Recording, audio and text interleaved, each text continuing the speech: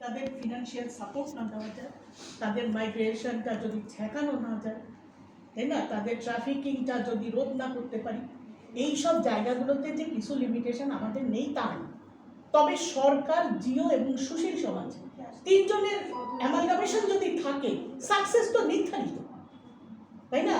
আজকে আমরা মহিলারা যেখানে আসছি, যেভাবে এনজিওগুলোতে বেশিরভাগ তো মেয়েরা কাজ করছে আমি দেখছি, এবং তারা তাদের যে সাকসেসটা, তাদের যে ফিল্ড ওয়ার্কার তারা সেই ক্ষেত্রে তো তারা অত্যন্ত এফিশিয়েন্ট তারা। তো যেটা বলতে চাই সেটা হচ্ছে একটা ভালো ইম্প্যাক্ট আগে ছিল, এখন সাময়িক সময়ের জন্য হয়তো সেটা নেই, আগামীতে আবার আসবে। আর যেটা বলবো সেটা হচ্ছে যে পলিটিক্যাল গভর্নমেন্ট হলে অনেক লাইসেন্স পেয়ে যায়, এটা আমাদের একটা ভয়ের কারণ। কিন্তু এটা কি করা যায় না যে তার কিছু রেসপন্সিবিলিটি থাকবে আমার জন্য?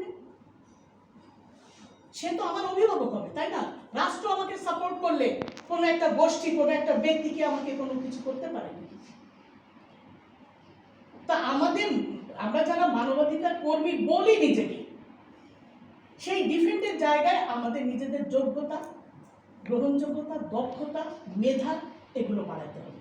তাহলে আমরা ঠিক এগিয়ে যাব। হয়তো একটু স্লো, হয়তো একটু হতাশা নিয়ে, কিন্তু মাঠে থাকতে হবে। আমি দেখলাম না, আমার মেয়ের আন্দোলনটা হয়তো আমার মতো এত কঠিন হবে। ধন্যবাদ।